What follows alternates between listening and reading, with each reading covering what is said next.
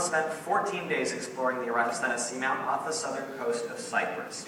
Now, this seamount is one of the largest undersea features in the region.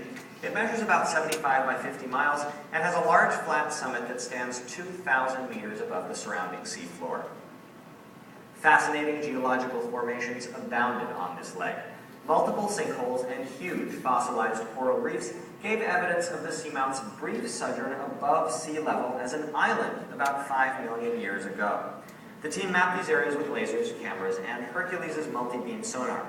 They also imaged slickensides, smooth rock faces polished by friction as they slide past each other at or near fault lines. Now, because the seamount is being slowly but forcefully subducted below Cyprus, it contains many cracks through which life-sustaining chemicals can seep out of the earth. These active vent sites support a wide variety of life, including tubeworms, clams, crabs, urchins, and fish. We also saw a few squid on this leg, including these two, locked in a loving embrace.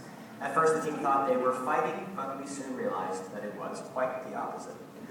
We also caught the briefest glimpse of this massive shark, by far the largest creature we've seen on this expedition. There were also ghosts of creatures past. The team at first thought that what you're seeing here are fossilized horn coral, but now believes that they're the fossilized ribs of a huge animal. They also found fossilized vertebrae that you can see here are the same color as the rock close by. The team also mapped and took sediment core samples of mysterious scours in the sediment.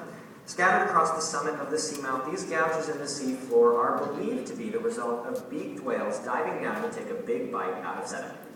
On this leg, we also encountered 150 or so lone amphora, and revisited and remapped two Ottoman-era shipwrecks discovered in 2010, one of which featured this barely discernible flintlock pistol.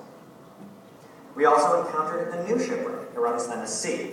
In addition to an unusual variety of amphora, the wreck featured pithoi, the clay jug's larger, rarer cousins, and an unidentified metal object. In other news, the team held the first Nautilus International Athletic Competition. 6 events tested teams in the areas of ROV recovery operations, safety, and of course, physical endurance, and a fun time was had by all. For more news, you can follow us on Facebook and Twitter, and of course, you can always join the expedition live right here at nautiluslive.org. And now, back to Nautilus.